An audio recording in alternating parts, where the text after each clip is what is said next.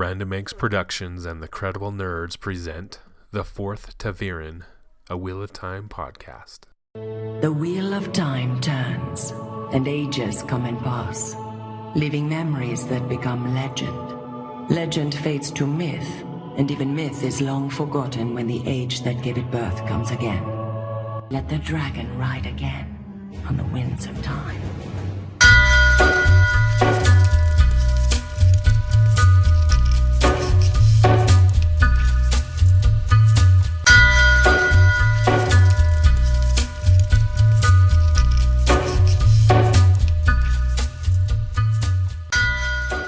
We want to welcome everyone to The Fourth Taveren, a Wheel of Time podcast from the Credible Nerds. And my name is Justin, and as always, I have my co-host with me, Mark. Hey guys, how's it going? One thing we want to try to do on each episode is kind of talk about just an idea or something that's in the overall general story. And we kind of talked a little bit about it at the beginning with Taveren. We'll be taking our information from mostly the White Book, but also probably online comments and things like that. But so this one, we want to talk a little bit about the wheel and the pattern in Taveren and how they kind of are created. So the Wheel of Time is kind of spins out at Taveren whenever the weave from the Wheel of Time begins to drift away from the established pattern. So you could say, well, things are starting to go off course, so the wheel is gonna spin out of Taveren to kind of course correct and make things how they should be. So whenever there's an unbalance, a Taveren shows up to bring things back into balance. And the more changes are needed to bring things into balance, Taveren are produced to bring about these changes. So in this story, we have 3 Taveren from the beginning in Emmons Field. And so this is kind of unusual, at least from what I remember. This really hasn't happened before where there's been 3 Taveren. And it's kind of made a big deal as the story goes along that 3 Taveren from the same village, that's a big deal for a lot of Aes Sedai and a lot of people. What my question is in relation to all this, what was so out of balance that the wheel had to produce 3 Taveren at once? And one of them ended up being the Dragon Reborn, which is a major player in the history of all the ages and the Wheel of Time and everything. So, what do you have any thoughts on that? What was so out of balance that this had to happen? Yeah, it's a good question. I would think for me, the out of balance that it's trying to correct is that and I'm going to talk about things that you guys don't know nothing about. If you we have listeners that have read the series, so so if you haven't read it, I apologize. If you have read it, maybe you'll agree with me. Maybe tell me to go jump through hoops or something.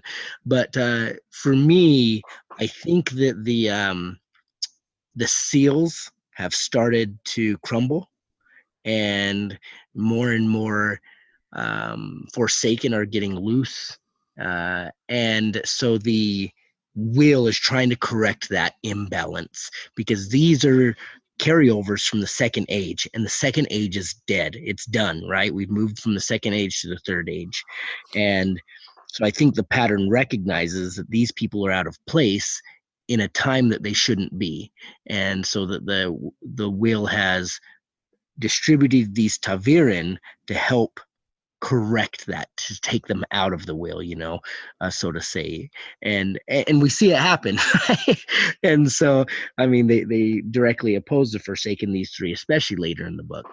And so that's always been my thought with that, is that was their purpose, because besides the Dragon Reborn, if the Forsaken weren't there, I wonder if he could have accomplished what he did at Sheo Ghul without being Taveren, without the Forsaken presence. Yeah. Right? He probably could have, but with those Forsaken there, he definitely needed to be Taveren to accomplish it. Yeah. Okay. I often wondered if Egwene was Taveren, because she shows up and things change just as much as they do for Rand, Mat, and Perrin sometimes. Mm-hmm. So, especially later on as she becomes more powerful and takes more on of a leadership role, people start, following her without question when they wouldn't have, type thing. So, but it never says that she's Taveren. It never says that. But I often wonder that, maybe she is as well. Hmm. That's a good point. I've never thought about it that way yet. I can see that though. I mean, you can definitely see that. So yeah, it's pretty, kind of blows my mind to think about now. But yeah, she does a lot for the story. Like you said, especially with leadership towards the end of the books. Um, it's great stuff. So but yeah, good question. That I'm sure there's a lot. Why you needed three Tavern? Why, was it just happenstance they were from the same town, that they grew up together? Like, would it have been effective if they didn't know each other? Um, Yeah. and I mean, you hear how powerful they are too, right? Like, because it'll be mentioned later. Oh, it's more powerful than Arthur Hawkwing, and he was the most powerful Tavern ever known, right? And now you have one that's more powerful for him, plus more. Yeah. And And I've always wondered too, like, what determines if you need three Taveren or four or five? Couldn't you just make one really powerful one? You know, so it's kind of interesting, like how that all works. I'm sure there's a lot of conspiracy theorists out there would love to tackle that. Why? Yeah. And then another thing that we've talked about over the past few days is from the White Book. It says, I quoted this, I copied this directly. Thus, each person, especially each of those born to Varon, must struggle to achieve his or her own best destiny to assure that the balance and continuation of the great pattern. So here it's saying that people are born to Varon, but then I've also read comments from fan comments online who are quoting Robert Jordan saying that Taveren aren't born, they are made and discarded as the pattern sees fit. And you were saying that people aren't born Taveren, that they kind of inherit that mantle as they grow older and as there's a need. Mm-hmm. So there's a discrepancy there, and I wonder if anybody, if you know, or if any of our listeners know, or it doesn't even matter really. I mean, Yeah, it might be one of those things, like you said, that it don't really matter. But I have a hard time seeing I have a hard time seeing that Tavern exists after the end of the last book. yeah, there isn't a need at that point. Right. And so if they didn't exist, and we can kind of see that a little bit, with, how the book ended, like it kind of ends, that the Tavern no longer around, then, I think so. So I think they end, but I mean, we don't really get to read much more than a little bit right after the books, after the final battle. So, um, yeah, I don't, like you said, I don't know if it matters, but I think it'd be good to know too, if they're made and stuff, because I really get the feeling that only Rand through the first three books is really Taveren. And we don't really see anything with the other two until then. Yeah. Yeah. So in these first 10 chapters, we don't really see any instance of them being Taveren. Maybe them surviving the Trolloc attacks could be something. Yeah, I definitely think, and we don't ever get to read like what happened with Matt or Perrin, like their individual stories. Yeah. But with Rand, I definitely see, yeah, there was some Tavern work going on here. Whether, and some like Tavern work can be just a nudge or whatever, but I mean, we really see the effects later in the books. Like, it's almost like the Tavern became more powerful, right? Yeah. As the books went on, as it needed to be. So, I just wonder, maybe it's a building effect as they, kind of like what it said, as they strive to become, make their destiny, or, be the best they can. As they get to that point, the Tavern comes stronger and stronger, as they start to fulfill their role. I don't know. So it's kind of interesting, but yeah, I really only get the sense that these three weren't born with it yet. That at this point it kind of comes to them. Yeah. Okay. Yeah. A lot of good things in this chapter, or these chapters, and a lot of good information there. Like you said, this is the jumping off point for the rest of the story. really gets going here in the next few chapters, and it's a great ride after this point. Up to this point, there's a couple things that were kind of annoying for me. We talked about them. You kind of had similar ideas, but just the Aes Sedai, they don't always tell the truth, but they don't lie, and that gets annoying after a while. It's like, and you can tell it when they're talking. You can tell what they're doing. They're trying to split hairs and tell their version of the truth without actually lying, and it kind of creates issues, lack of trust in between our heroes, and that's not a good thing.